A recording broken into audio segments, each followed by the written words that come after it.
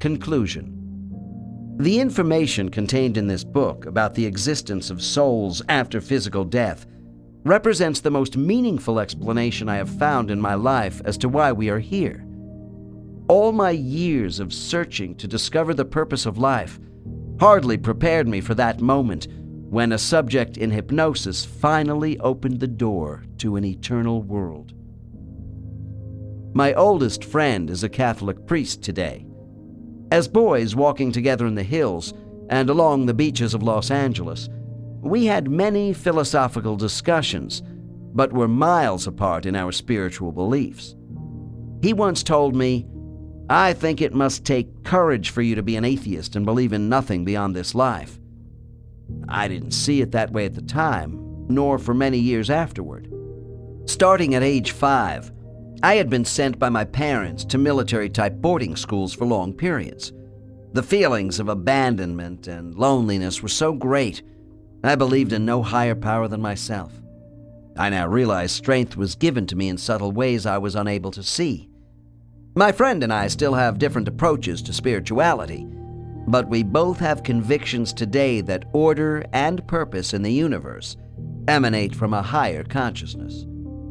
Looking back, I suppose it was no accident in my own life that people would eventually come to me for hypnosis, a medium of truth I could believe in, to tell me about guides, heavenly gateways, spiritual study groups, and creation itself in a world of souls. Even now, I sometimes feel like an intruder in the minds of those who describe the spirit world and their place in it, but their knowledge has given me direction. Still, I wonder why I am the messenger for the spiritual knowledge contained in this book, when someone with less original cynicism and doubt would surely have been much better suited. Actually, it is the people represented in these cases who are the real messengers of hope for the future, not the reporter. Everything I have learned about who we are and where we come from, I owe to those who were drawn to me for help. They have taught me that a major aspect of our mission on Earth as souls is to mentally survive being cut off from our real home. While in a human body, the soul is essentially alone. A soul's relative isolation on Earth during a temporary physical life is made more difficult on a conscious level by thoughts that nothing exists beyond this life. Our doubts tempt us into finding attachments solely in a physical world we can see. The scientific knowledge that Earth is only a grain of sand at the edge of a galactic shoreline within a vast sea in the universe adds to our feelings of insignificance. Why is no other living thing on Earth concerned with life after death? Is this simply because our inflated egos hate to think of life as only temporary? Or is it because our being is associated with a higher power? People argue that any thoughts of a hereafter are wishful thinking. I used to do so myself. However, there is logic to the concept we were not created by accident for mere survival, and that we do operate within a universal system which directs the physical transformation of self for a reason. I believe it is the voice of our souls which tell us we do have personhood that is not intended to die. All the accounts of life after death in my case files have no scientific foundation to prove the statements of these subjects. To those readers who find the material offered in this book too unprecedented to accept, I would hope for one thing. If you carry away nothing except the idea you may have a permanent identity worth finding, I will have accomplished a great deal. One of the most troublesome concerns of all people who want to believe in something higher than themselves is the causality of so much negativity in the world. Evil is given as the primary example. When I ask my subjects how a loving God could permit suffering, surprisingly, there are few variations in their responses. My cases report our souls are born of a creator which places a totally peaceful state deliberately out of reach, so we will strive harder. We learn from wrongdoing. The absence of good traits exposes the ultimate flaws in our nature. That which is not good is testing us. Otherwise, we would have no motivation to better the world through ourselves. and no way to measure advancement. When I ask my subjects about the alternating merciful and wrathful qualities we perceive to be the self-expression of a teacher oversoul, some of them say the Creator only shows certain attributes to us for specific ends. For instance, if we equate evil with justice and mercy with goodness, and if God allowed us only to know mercy, there would be no state of justice. This book presents a theme of order and wisdom rising from many spiritual energy levels. In a remarkable underlying message, particularly from advanced subjects, the possibility is held out that the God oversoul of our universe is on a less than perfect level. Thus, complete infallibility is deferred to an even higher divine source. From my work, I have come to believe that we live in an imperfect world by design.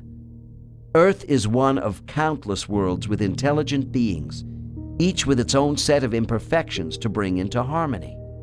Extending this thought further, we might exist as one single-dimensional universe out of many, each having its own creator governing at a different level of proficiency, in levels similar to the progression of souls seen in this book. Under this pantheon, the divine being of our particular house would be allowed to govern in his, her, or its own way. If the souls who go to planets in our universe are the offspring of a parent oversoul who is made wiser by our struggle, then could we have a more divine grandparent who is the absolute God? The concept that our immediate God is still evolving as we are takes nothing away from an ultimate source of perfection who spawned our God. To my mind, a supreme, perfect God would not lose omnipotence or total control over all creation by allowing for the maturation of less than perfect superior offspring. These lesser gods could be allowed to create their own imperfect worlds as a final means of edification, so they might join with the ultimate God. The reflected aspects of divine intervention in this universe must remain as our ultimate reality. If our God is not the best there is because of the use of pain as a teaching tool, then we must accept this as the best we have and still take the reasons for our existence as a divine gift. Certainly, this idea is not easy to convey to someone who is physically suffering, for example, from a terminal illness. Pain in life is especially insidious because it can block the healing power of our souls, especially if we have not accepted what is happening to us as a preordained trial. Yet throughout life, our karma is designed so that each trial will not be too great for us to endure. At a Wat temple in the mountains of northern Thailand, a Buddhist teacher once reminded me of a simple truth. Life, he said, is offered as a means of self-expression, only giving us what we seek when we listen to the heart. The highest forms of this expression are acts of kindness.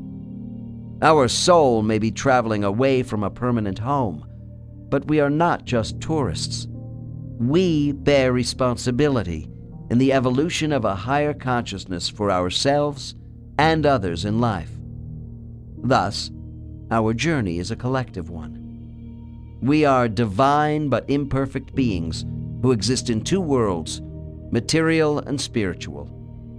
It is our destiny to shuttle back and forth between these universes through time and space while we learn to master ourselves and acquire knowledge.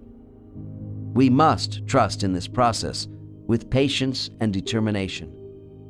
Our essence is not fully knowable in most physical hosts, but self is never lost because we always remain connected to both worlds. Perhaps the most gratifying feature of my work in uncovering the existence of a spirit world in the minds of my subjects is the effect this conscious knowledge has on them. The most significant benefit which comes from knowing we have a home of everlasting love waiting for us is being receptive to the higher spiritual power within our minds.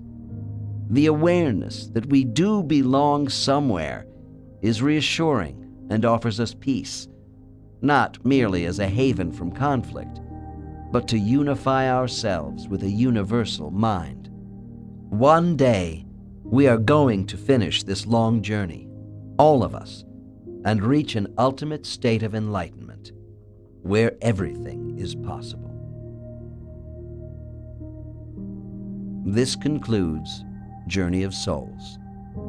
Please visit our website, www.tantor.com, for more information on our growing library of unabridged audiobooks, and to take advantage of special offers. Or call toll-free 877-7-TANTOR to request a catalog.